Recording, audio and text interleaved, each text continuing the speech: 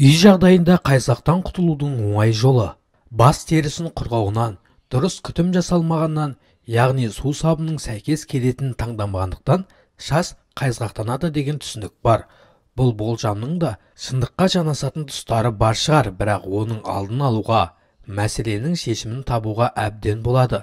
Үнемі күтім жасап, тамақтануыңызды дұрыстап, ағзаңызды қажетті дәрумендермен толтыра отырып, үйде мынандай маскаларды жасасаңыз, құтыласыз. Тек қана ерінбесеңіз болғаны, ол үшін біршама қоспалар қажет, барлығы да қол жетімді. Лимон қабығы. 4 лимонның қабығын бір суға салып, 15 минут қайнатып алыңыз. Аптасына бір рет осы қоспамен шашыңызды шайып тұрсаңыз, қайсақ кетеді. Зәйтүн немесе кастор майы. Бұл майдың қайсысы болса да бір ас қасығын алып, лимон шырынының бірнеше тамшысын қосыңыз. Барлығын жақсылап араластырып алған соң, оған саусақтың ұшын батыру арқылы қоспаны алып, бас терісіне массаж жасаңыз. Массажды тым жеңіл немесе аса батырып емес, орташа жылдамдықпен жасағаныңыз жөн. Тырнақты батыруға болмайды. 5-10 минуттай жасаған соң, жылы сумен жақсылап жуып тастауыңыз қажет.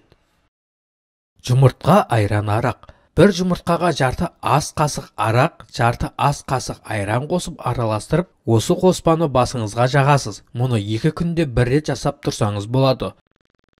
Тұзбен шаю. Ал ең оңай тәсілі, нәтижесі бірден болмаса да, қайсақтың біртіндеп азайып жатқаны байқатады. Ол үшін шашты күнделікті жуып жүрген су сабымен жуып, тазалап шайып алған соң, қайтадан жылы суға бір уыс тұз қосып, шашты шайса, қайсақ бірден кетпесе де азаяды, өйткені әркімнің бас терісі әртүрлі. Бұл айтылған емдік рецепттердің барлығы да бастағы қайсақты кетіреді. Қолыңызда бар затты қолданып, қайсақтан құтылыңыз. Қай түрін таңдасаңыз да бәрібір, өзіңізге ыңғайлысын таңдаңыз.